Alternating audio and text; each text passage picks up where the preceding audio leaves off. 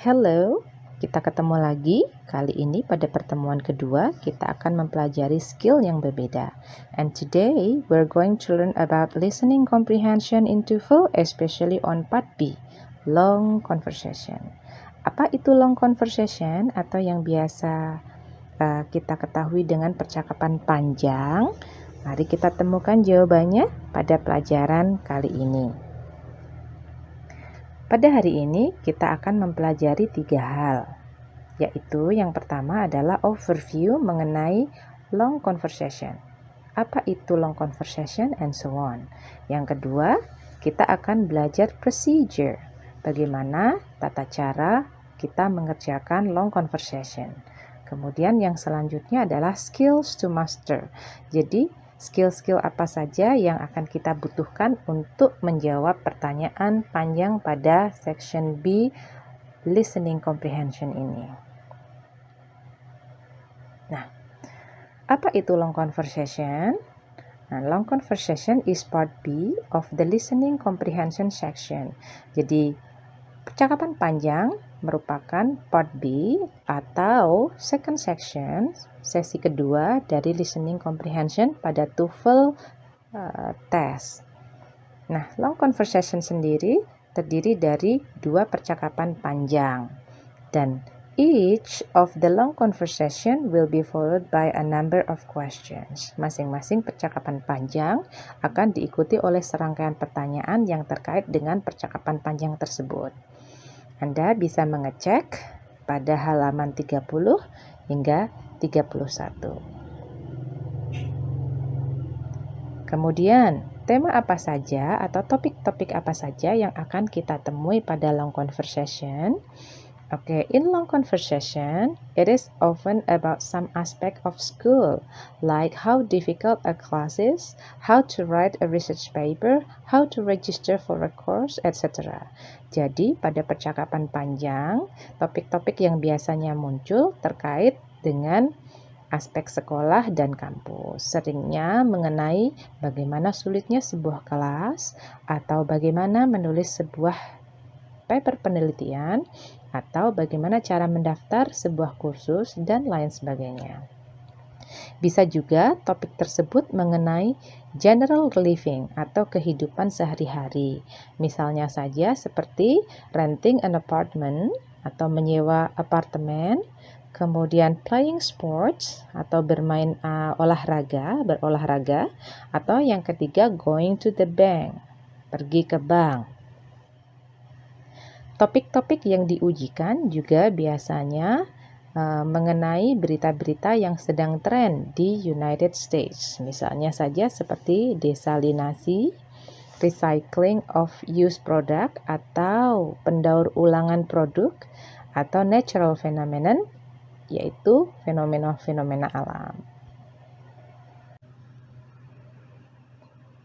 Nah, selanjutnya kita akan sampai pada procedure atau tata cara bagaimana mengerjakan long conversation.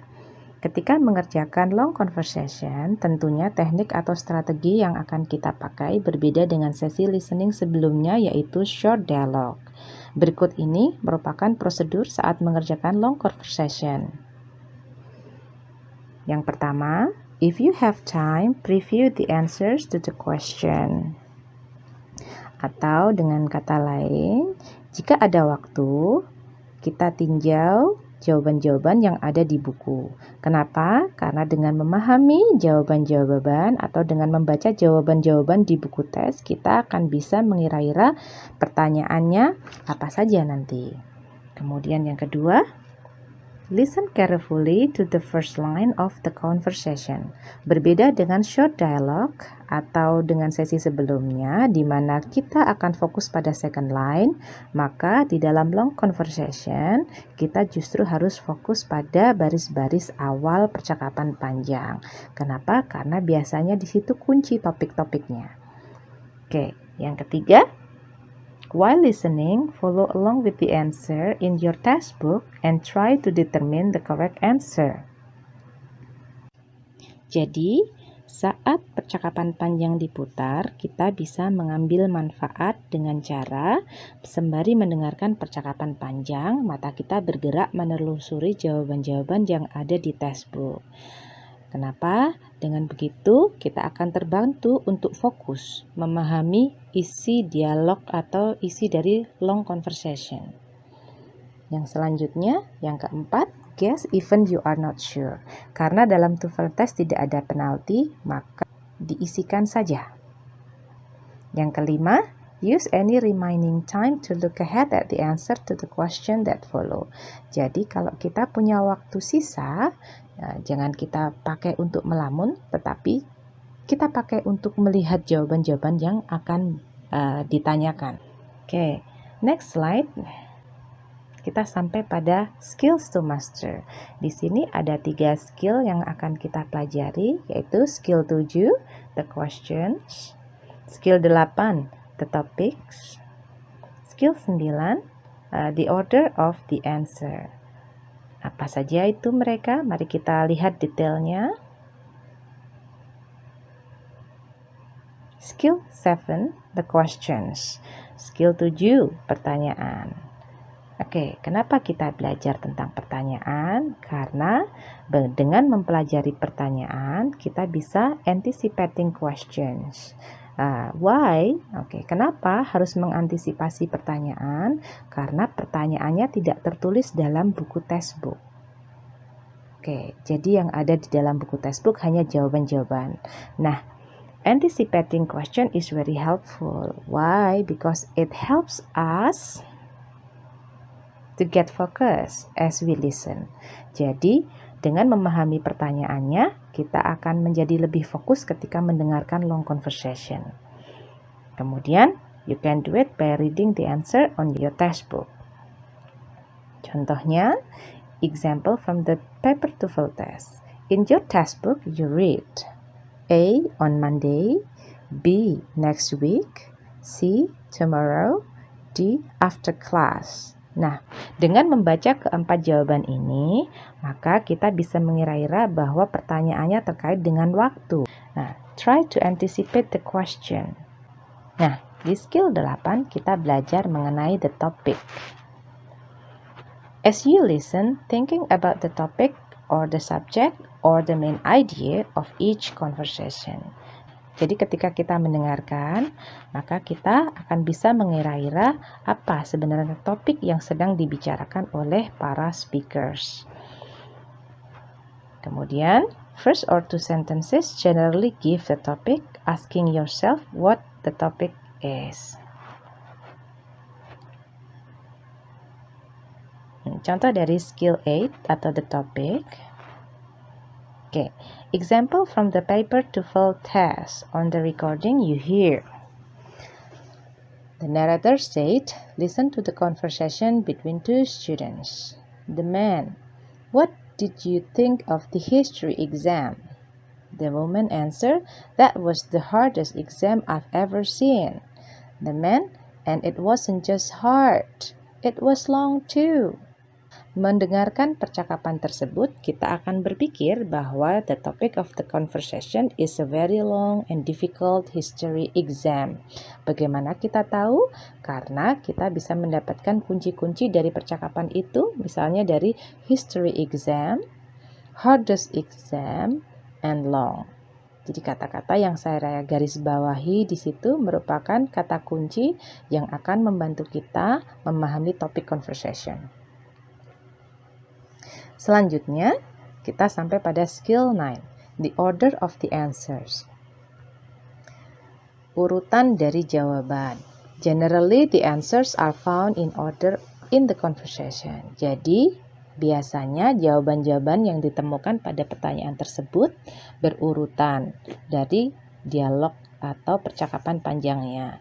Jarang terjadi dari pertanyaan di awal percakapan panjang, kemudian loncat ke akhir, kemudian balik lagi ke depan. Next, thinking about the answers in order. Jadi, hal ini membantu kita untuk berpikir tentang jawaban-jawaban yang juga disusun secara berurutan.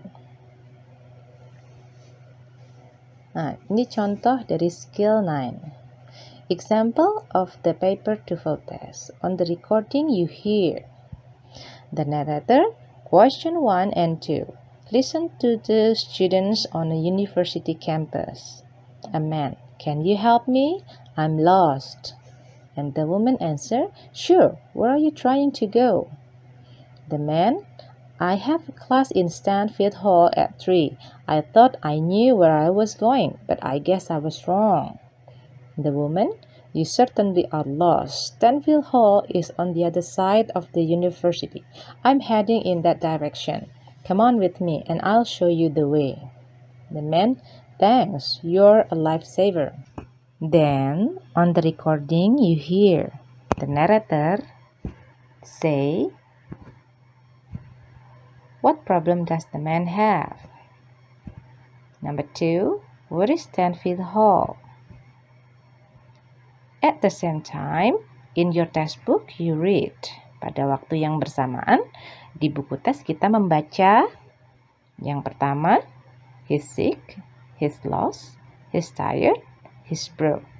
Kemudian untuk pertanyaan yang kedua, kita akan membaca directly in front of them, to the left, quite nearby, on the other side of the campus. Nah, ketika kita membaca pertanyaan dari pertanyaan pertama, kita bisa mengantisipasi pertanyaan, yaitu tentang a man and some types of problem he has. Jadi kita tahu karena di awal tadi, the man sudah menyampaikan bahwa dia punya problem. Masalahnya apa? The man said, I'm lost. Pria tadi mengucapkan bahwa dia tersesat. Sehingga kita bisa mengantisipasi pertanyaan dan menemukan jawaban or the best answer to the first question, yaitu B. Kemudian, when you read the answer on the second question, you can anticipate that the second question is going to ask where something is.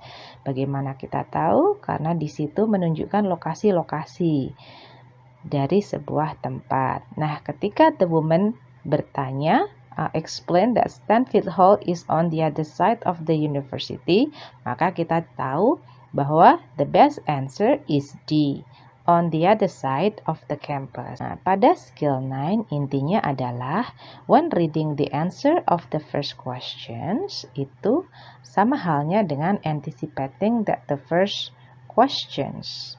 Jadi ketika kita membaca jawaban-jawaban pada pertanyaan pertama, itu sama halnya dengan kita sedang mengantisipasi pertanyaan apa yang akan bakal ditanyakan, atau pertanyaan apa yang sekiranya nanti ditanyakan. Okay, it is about a man and his problem. Okay, so that's the end of this answer.